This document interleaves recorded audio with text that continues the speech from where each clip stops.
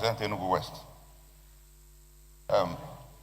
Prof, I'll congratulate you, but I'm sure you have had enough accolades. So I'll go straight to the question. No matter how beautiful our electoral policies and procedures are, the integrity of the people who carry out this election matters.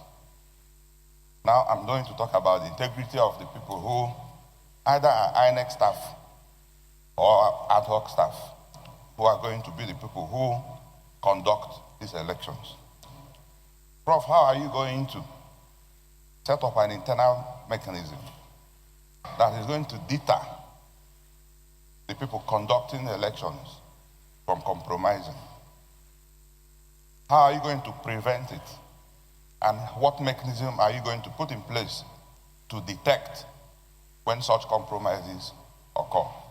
And finally, how are you going to ensure that there is adequate punishment, maybe working with the National Assembly, to prosecute those who are entrusted with the responsibility to conduct the election, but who goes back to compromise the election? Thank you very much.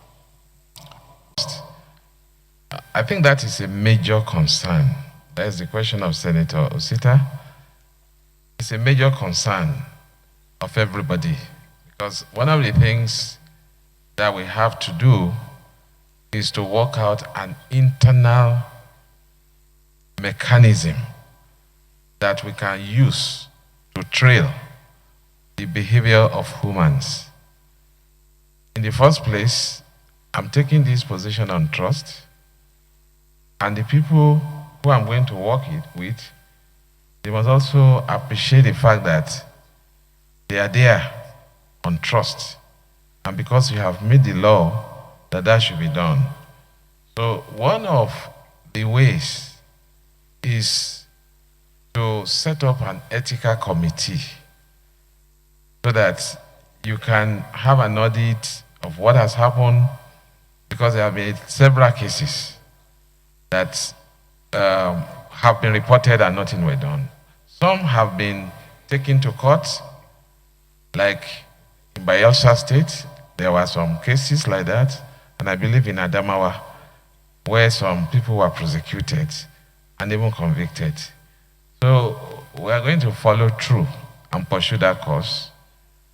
And also to say that maybe we are also going to work with the National Assembly, because there will be need for some legislative intervention in some cases. For instance, there is a need for an electoral offenses commission that will be able to investigate. INEC does not really have the capacity presently. You investigate, you detect, investigate, and then prosecute.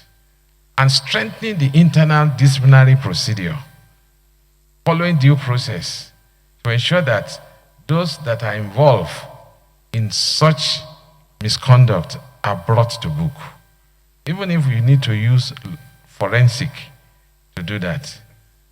And we also hope to probably see, well, I have not gotten there, but we have factored it as part of the likely challenges we are going to confront.